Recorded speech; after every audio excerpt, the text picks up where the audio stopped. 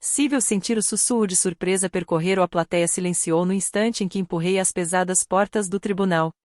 Foi pousalão, como o vento que anuncia uma tempestade. Minhas muletas batiam no piso polido de Denver com estalos secos e ecoantes. Cada som era um lembrete de cada passo doloroso que me trouxera até ali. Meu coração batia tão forte que quase abafava o farfalhar das cadeiras. Mas eu sentia cada olhar cravado em mim. Sou Grace Harper, tenho 28 anos, e nunca esquecerei aquele momento. Minha família estava toda ali, enfileirada nas primeiras cadeiras, parecendo uma fileira de estátuas arrogantes. Tinham certeza de que a batalha já estava vencida, confiantes de que eu estava acabada, apagada, derrotada. Mas quando me viram viva, de pé, caminhando, erguida apesar da dor que queimava em minha perna ferida, os sorrisos de autossatisfação se partiram. O queixo do meu pai caiu. Seus olhos se arregalaram. E então ele a viu, a mulher ao meu lado, e se levantou num pulo. A voz trêmula, gritou. Meu Deus, é ela! O salão inteiro congelou. O som do grito dele cortou o silêncio como vidro estilhaçado. Por um segundo, ninguém se moveu, nem o juiz, nem o júri, nem os advogados. O rosto do meu pai empalideceu, como se tivesse visto um fantasma.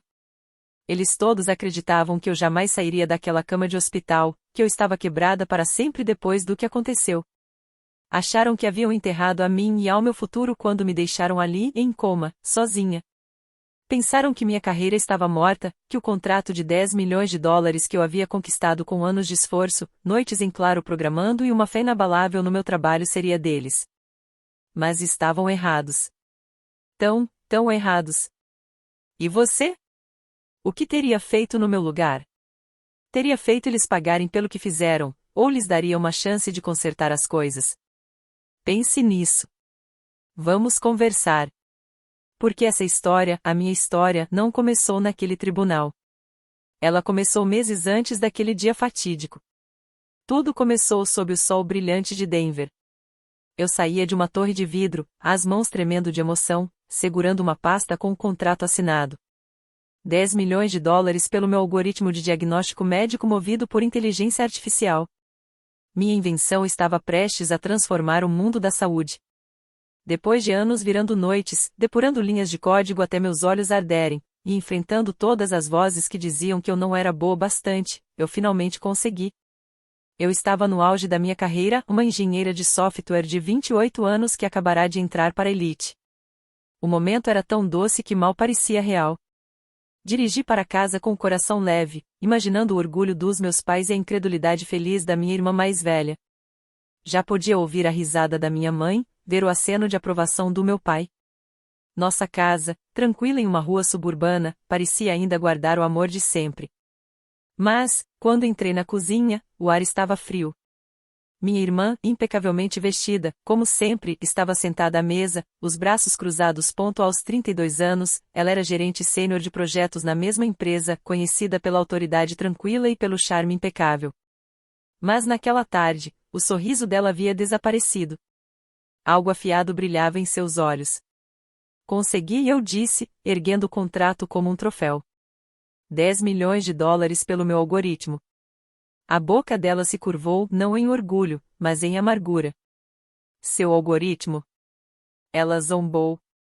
Quer dizer aquele que eu orientei, gerenciei e levei adiante em todas as reuniões? O mesmo que minha equipe ajudou a lapidar? As palavras dela pingavam veneno. Fiquei paralisada. Sempre soube que minha irmã era competitiva. Ela sempre fora a filha de ouro, o orgulho do papai, a favorita da mamãe. Mas agora havia algo muito mais sombrio no olhar dela. É o meu código, respondi devagar, as mãos tremendo. Foram anos de trabalho. Ela se levantou de repente, a cadeira arrastando-se pelo chão com um rangido estridente. Você acha que é melhor do que eu, não é, Grace? Sibilou, dando um passo à frente. Recuei em direção às escadas, tentando acalmá-la, implorando para que me ouvisse. Isso não é sobre você, murmurei. Mas já era tarde demais. Estávamos no alto da escada, o ar carregado, tenso, prestes a explodir. O rosto dela estava a poucos centímetros do meu, a respiração trêmula de raiva. Você não é nada sem mim. Cuspiu. E então, num piscar de olhos, as mãos dela empurraram meus ombros. O tempo desacelerou. Lembro-me do giro vertiginoso do meu corpo, do estalo seco da dor quando minha cabeça bateu nos degraus de madeira, do turbilhão de movimento. E, por fim, da escuridão. Quando despertei, o mundo era silêncio, exceto pelo bip ritmado das máquinas.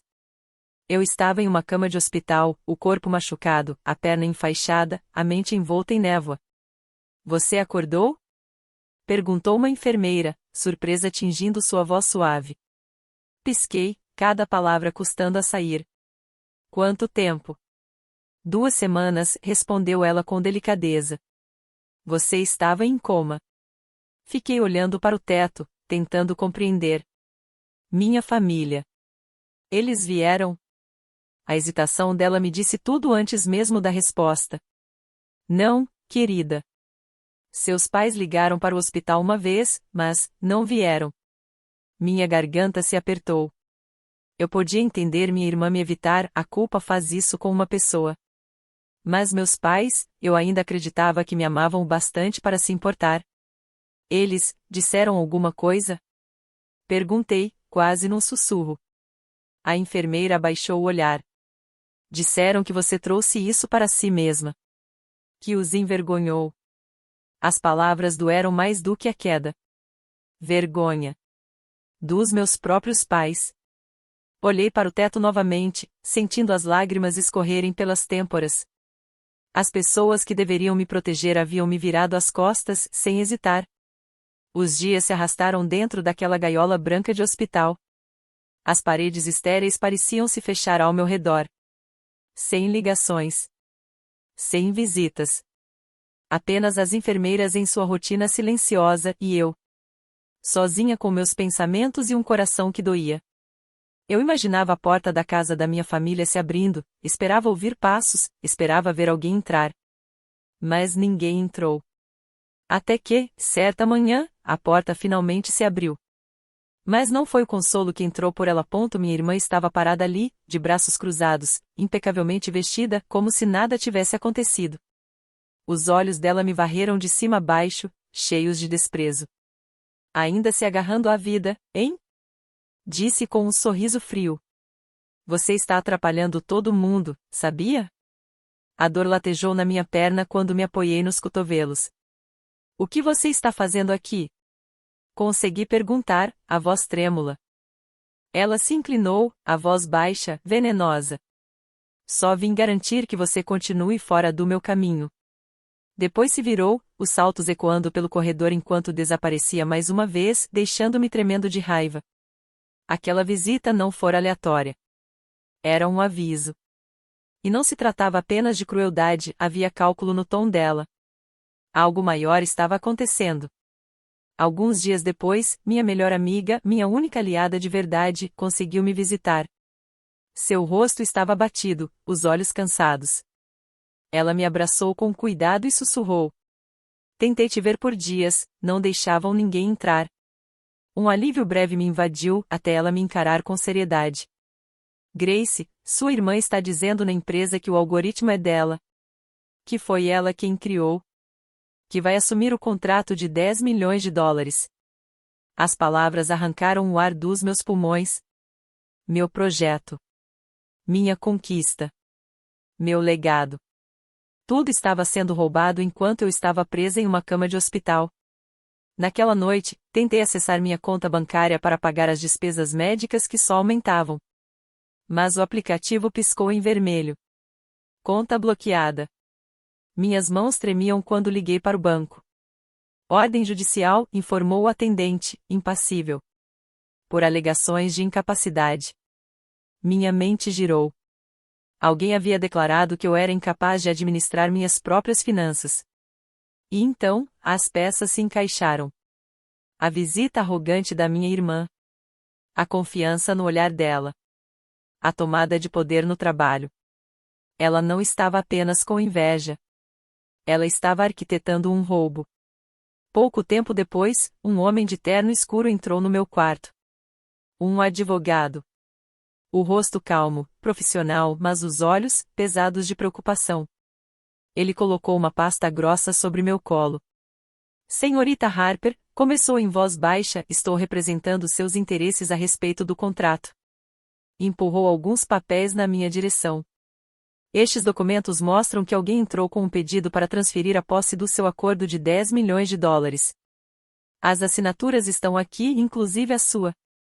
Olhei para o papel, e o sangue gelou. Era o meu nome. Mas eu nunca o havia assinado. Cada traço forjado com precisão. Meu coração martelava nos ouvidos. Minha irmã, sussurrei, as peças se encaixando uma a uma. A traição. As mentiras. O silêncio. Ele assentiu lentamente. Alguém está tentando tomar tudo que é seu. Agarrei os papéis com tanta força que eles se amassaram entre meus dedos. O sorriso frio da minha irmã, na visita ao hospital, voltou à minha mente. Aquilo tinha a marca dela. Perguntei ao advogado como ele havia me encontrado. Ele explicou que um colega da empresa, preocupado com meu desaparecimento, o contratara para investigar. A ordem judicial que bloqueou sua conta foi só o começo, disse ele, virando mais uma página. Estes documentos afirmam que você está inapta para trabalhar, com base em seus registros médicos. Fiquei olhando para ele, a descrença se transformando em puro pavor. Meus registros médicos. Eu mal tinha acordado fazia uma semana, e alguém já estava reescrevendo a minha história. Meu advogado se inclinou para frente, a voz baixa e grave. Precisamos investigar mais a fundo, mas isso parece intencional. Assenti, sentindo a raiva crescer. Minha irmã não estava apenas roubando meu contrato. Ela estava tentando apagar minha competência. Apagar quem eu era. Naquela tarde, uma médica veio me ver. Devia ter uns 40 e poucos anos, o rosto sereno, mas firme, e se apresentou como a responsável pelo meu tratamento. Encontrei algo preocupante, disse ela, abrindo meu prontuário em um tablet. Seus registros médicos foram alterados depois da sua internação. O ar me faltou. Ela apontou para as anotações na tela: sedação prolongada, danos neurológicos exagerados, nada daquilo correspondia à minha recuperação real. Alguém adicionou essas informações para parecer que você nunca iria acordar, explicou, os olhos fixos nos meus. É por isso que a ordem judicial foi aprovada tão rápido. Um arrepio percorreu meu corpo. Aquilo não era só sobre dinheiro. Era sobre me apagar de vez. Deitada ali, as peças começaram a se encaixar. Minha irmã sempre foi controladora desde criança. Lembrei dela aos 6 anos, arrancando minha boneca favorita e dizendo que era dela, sorrindo enquanto nossos pais elogiavam sua assertividade. Aos 10, já dominava a arte de virar a atenção deles contra mim, fazendo parecer que eu era o problema cada vez que tentava me defender. Na adolescência, manipulava tudo, desde as férias até quem ficava com o quarto maior, sempre me pintando como egoísta. E meus pais? Nunca questionavam nada. Adoravam o carisma, a confiança, o brilho dela. Passei anos tentando provar meu valor. Criei meu algoritmo de inteligência artificial para mostrar que eu era mais do que a sombra da minha irmã. Mas agora ela havia ultrapassado todos os limites, arquitetando um plano para me arrancar tudo que eu conquistei. Olhei para o advogado, depois para a médica, rostos firmes, determinados. Eles acreditavam em mim, mesmo quando a minha própria família não acreditava. Os documentos falsificados. Os registros alterados. Tudo tinha a marca da minha irmã e meus pais, provavelmente, fingindo não ver, como sempre. Pensei nas provocações dela no hospital, nos sorrisos frios, nas mentiras no trabalho. Ela achava que tinha vencido. Achava que eu ficaria quebrada, submissa. Mas ela me subestimou. Entreguei os papéis de volta ao advogado, minha voz firme. Vamos lutar contra isso. Ele assentiu, um brilho decidido nos olhos. A médica prometeu registrar cada discrepância nos meus prontuários. Eu não estava lutando apenas por um contrato. Eu estava lutando pela minha vida. Determinada a reagir, tomei uma decisão ousada. Ainda fraca, mas movida pela raiva, recebi alta contra as recomendações e marquei um encontro com minha irmã em um café discreto de Denver. Coloquei um pequeno gravador no bolso, o coração disparado enquanto manquejava até a porta. Ela já estava lá, elegante como sempre, tomando café com uma calma calculada. Olha só, de pé. Ironizou, com um sorriso gelado. Não achei que você fosse aguentar. Forcei um sorriso, fingindo leveza, e perguntei sobre o trabalho. Ela se recostou na cadeira, o mesmo ar de superioridade de sempre. O contrato está andando, disse, com um meio sorriso. Alguém precisava assumir, já que você está indisposta. Mantive a voz casual, mas as palavras saíram afiadas. Você quer dizer meu contrato? A risada dela foi curta, cruel. Agora é meu, você não ia conseguir fazer nada presa em uma cama de hospital, disse ela, com um sorriso frio. Cerrei o maxilar, o pequeno gravador no meu bolso registrando cada palavra. Ela acabará de admitir o plano, roubar meu contrato de 10 milhões de dólares. De volta ao meu apartamento temporário, encontrei-me com a investigadora particular que meu advogado havia recomendado. Era uma mulher de 30 e poucos anos, olhar afiado, postura firme, o tipo que não se deixava enganar facilmente. Andei investigando as finanças da sua irmã, disse ela, espalhando extratos bancários sobre a mesa. Prendi a respiração quando ela apontou uma sequência de transferências, valores altos, enviados a um colega da minha empresa. Este homem, explicou, tocando um nome, recebeu 10 mil dólares da conta da sua irmã. Reconheci o nome imediatamente. Era o mesmo funcionário que sempre fazia tudo para agradá-la. Ele está forjando documentos da empresa, continuou a investigadora, para fazer parecer que sua irmã é a autora principal do seu algoritmo. O sangue ferveu nas minhas veias. Ela não estava apenas roubando o crédito. Estava pagando para reescrever a história. Mais tarde naquele dia, recebi uma ligação da minha melhor amiga, a voz dela urgente. Encontrei algo que você precisa ver, disse, enviando uma corrente de e-mails internos da empresa. Abri a mensagem, o coração acelerado. Na tela, as palavras saltaram aos meus olhos. Em um dos e-mails, minha irmã escrevia para o nosso chefe. Com Grace afastada, estou assumindo o lugar dela. O contrato está em boas mãos. Outro e-mail vangloriava sua visão para o algoritmo, como se eu nunca tivesse existido. Minhas mãos tremiam enquanto lia. Cada palavra era uma facada. A voz da minha amiga rompeu o silêncio. Ela está planejando isso há semanas. Todo mundo no trabalho acha que ela é a heroína. Agradeci em voz baixa, sentindo a determinação se solidificar dentro de mim. Aqueles e-mails eram prova. Prova de que minha irmã estava tentando me apagar da minha própria história.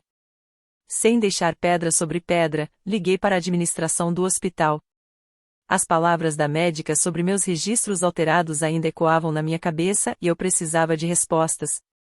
A administradora, uma mulher direta, confirmou minhas suspeitas após consultar meu arquivo. Há evidências de alterações não autorizadas, disse ela, tensa. Foram adicionadas entradas exagerando sua condição, sugerindo que você ficaria incapacitada por meses. Senti o estômago revirar. Perguntei quem tinha acesso ao meu prontuário. Ela hesitou antes de responder. Apenas alguns membros da equipe, mas também estamos investigando uma solicitação externa, feita por meio de um canal jurídico. Minha mente imediatamente foi para minha irmã, as conexões dela, o jeito manipulador, o controle sobre tudo. Aquilo não era só sobre o contrato. Era sobre me manter presa em uma narrativa falsa de fragilidade. Com as provas em mãos, preparei-me para a batalha. Sentei-me diante do meu advogado em seu escritório em Denver, um espaço pequeno, cheio de livros de direito e pilhas de processos. Estamos montando um caso sólido, disse ele, a voz firme. Vamos entrar com uma ação na corte de Denver por fraude e conspiração para privar você do seu contrato. Assenti, os dedos traçando a borda da mesa, mas o peito apertado. Ir para o tribunal significava encarar minha família. As pessoas que me traíram sem sequer piscar. Daniel, meu advogado, inclinou-se para a frente, os olhos afiados como lâminas. A gravação é a chave, disse Daniel, o olhar firme. No Colorado, o consentimento de uma das partes é legal. Então, a conversa que você teve com sua irmã no café é admissível em tribunal. Soltei o ar, aliviada. Minha aposta arriscada não seria em vão. Ele continuou, metódico como sempre. Vamos apresentar a gravação junto com os e-mails que sua amiga encontrou, mostrando a intenção clara da sua irmã de roubar o contrato de 10 milhões de dólares. Também chamaremos a médica que revisou seus prontuários. O depoimento dela vai provar que as alterações foram deliberadas. Senti uma onda de esperança subir pelo peito, mas o peso do que estava por vir logo me atingiu. Aquilo não era apenas sobre vencer. Era sobre enfrentar a família em quem um dia confiei. Mais tarde, naquele mesmo dia, encontrei a doutora Price em uma sala de conferências do hospital. Ela se sentou à minha frente, a postura tranquila, mas o semblante sério. Preparei um relatório detalhado, disse, deslizando uma pasta em minha direção. Ele confirma as alterações não autorizadas nos seus registros. Foram adicionadas anotações que exageravam a duração do coma e sugeriam uma incapacidade permanente. Folheei as páginas, o coração disparado. As provas eram claras. Alguém havia tentado me pintar como inútil, para justificar a perda dos meus direitos. A doutora Price encontrou meu olhar. Eu vou testemunhar sobre cada discrepância, afirmou com firmeza. Isso não foi um erro. As palavras dela reforçaram minha determinação, mas também despertaram uma tempestade que eu vinha tentando sufocar. Ao sair do hospital, memórias antigas me inundaram. Minha irmã, sempre o centro das atenções nos jantares de família, suas histórias rendendo sorrisos dos meus pais enquanto as minhas passavam despercebidas. Lembrei-me da feira de ciências, aos 15 anos eu venci, mas minha mãe elogiou apenas o projeto de arte da minha irmã. Meu pai apenas assentiu, dizendo que meu trabalho não era prático bastante. A preferência constante deles por ela me empurrou a trabalhar dobrado, a criar meu algoritmo, a provar que eu era suficiente. E agora, mais uma vez, eles haviam escolhido o lado dela, permitindo que me manipulasse, enquanto eu lutava para sobreviver. A dor da rejeição me atingiu como uma onda gelada. Parei em um pequeno parque perto do tribunal, tentando respirar. Sentei-me em um banco, o frio cortando o casaco, e deixei que a dor viesse, por um momento, sem resistência. Eu não estava apenas lutando por um contrato. Eu estava lutando pela verdade. Pelos anos que passei tentando provar meu valor. O dia do julgamento chegou. E eu estava pronta. O tribunal de Denver fervia de tensão enquanto eu me sentava ao lado de Daniel, as mãos entrelaçadas no colo. Ele se levantou, a voz firme e clara, dirigindo-se ao juiz. Temos provas incontestáveis de uma conspiração para fraudar minha cliente. Então, começou a exibir a gravação do café. A voz da minha irmã ecoou pelo salão, fria, arrogante. Agora é meu. Um murmúrio percorreu a plateia. Os olhares se voltaram para ela. Daniel prosseguiu, apresentando os documentos falsificados, os mesmos que ela e o colega haviam manipulado para reivindicar a autoria do meu algoritmo. Olhei para o outro lado da sala. Minha irmã estava pálida, mas o olhar ainda desafiador. Em seguida, Daniel apresentou os extratos bancários que revelavam os pagamentos que minha irmã havia feito a Mark, um colega que agora permanecia rígido em sua cadeira. Essas transações provam, concluiu, disse Daniel, a voz firme, sem vacilar. Ele entregou ao juiz uma pasta com os e-mails que minha melhor amiga havia descoberto, mensagens nas quais minha irmã se gabava por ter me substituído. As provas eram irrefutáveis. Cada documento, cada detalhe, empilhava-se contra ela. Então, a doutora Price subiu ao banco das testemunhas. Falou com calma, cada palavra medida com precisão. Os registros médicos foram alterados para exagerar a condição da senhorita Harper, explicou, erguendo gráficos e relatórios. As anotações falsas sugeriam uma incapacidade permanente, usadas para justificar a ordem judicial contra ela. Os olhos da juíza se estreitaram. Senti uma centelha de esperança acender dentro de mim.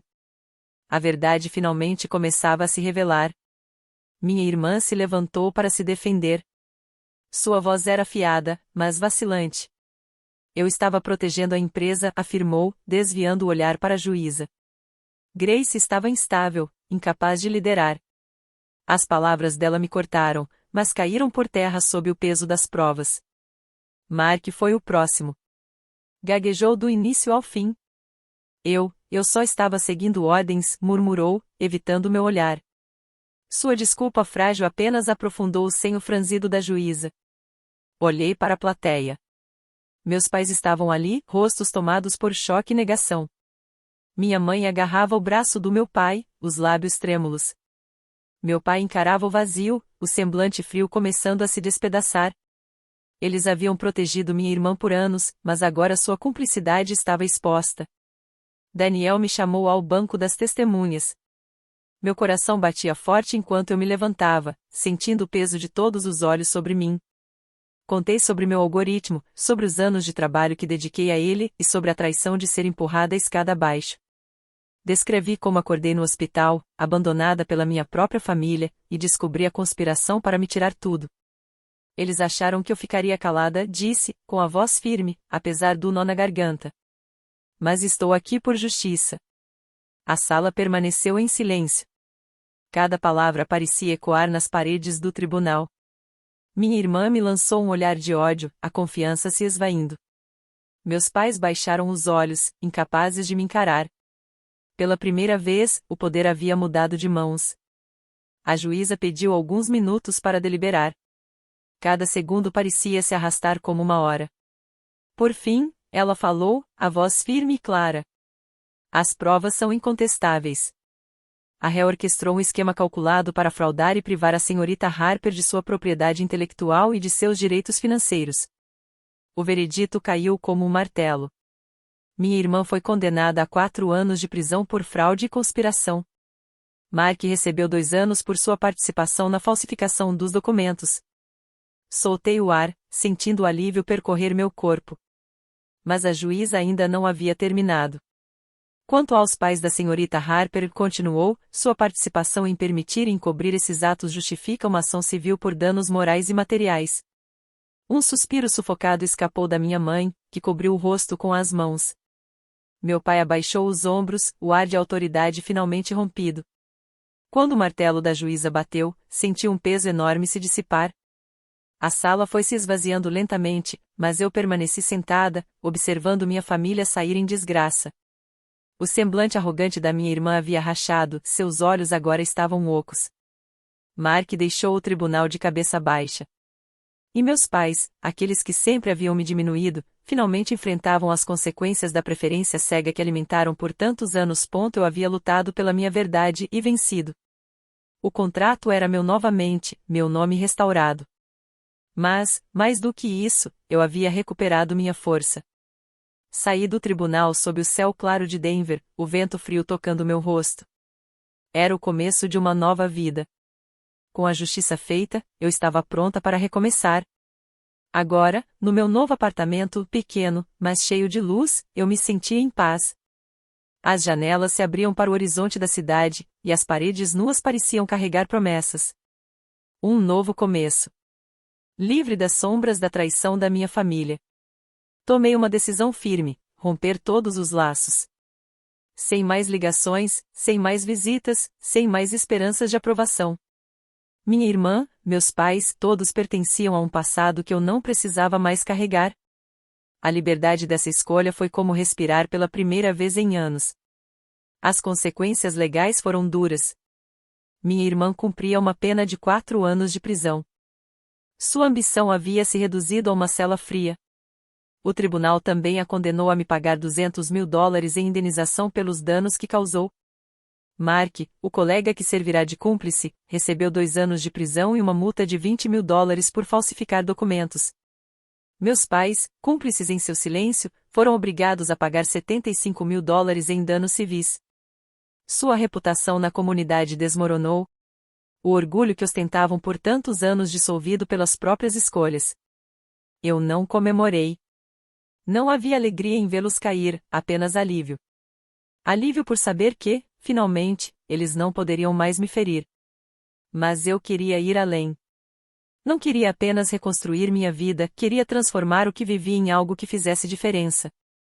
A dor de ter sido traída e deixada sozinha em um leito de hospital me mostrou quantas pessoas passam pelo mesmo. Então dei um passo ousado, e investi $500 mil do contrato em uma fundação em Denver para vítimas de abuso familiar.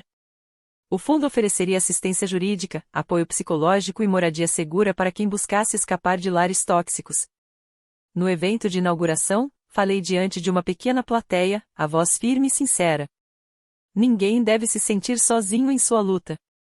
Minhas palavras carregavam minhas cicatrizes.